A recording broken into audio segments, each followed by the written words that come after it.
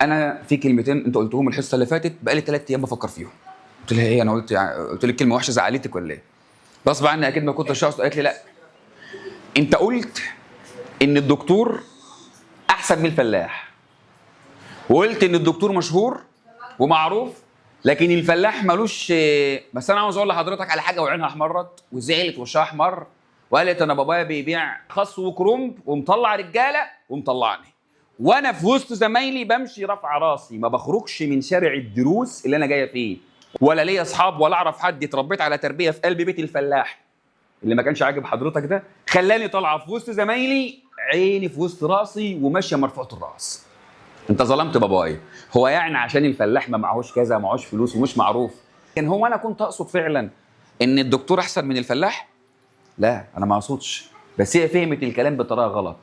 بابايا فلاح وشريف، احسن 1000 مره مني لو انا مرتشي، احسن 1000 مره من دكتور لو كان ضلالي وحرامي، واحسن 1000 مره من مهندس ما عندوش ذمه وضمير. يا سكره ملهاش علاقه فرق بين فلاح ولا نجار ولا سواق ولا حتى كذا، وبين دكتور وبين زفت، كله في الفاضي، كلنا سواسيه.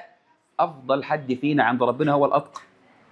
احسن حد فينا يا جماعه هو التقي، هو الشريف. ان اكرمكم عند الله اتقاكم. لها علاقه بالتقوى، مالهاش علاقه بالمهنه.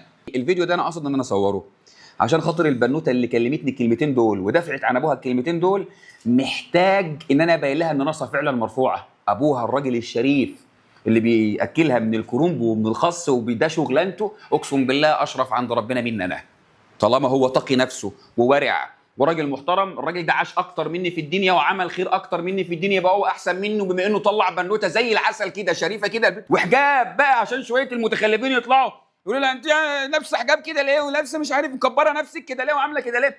بنت بميزان 1000 بنت من بتوع اليومين دول والله.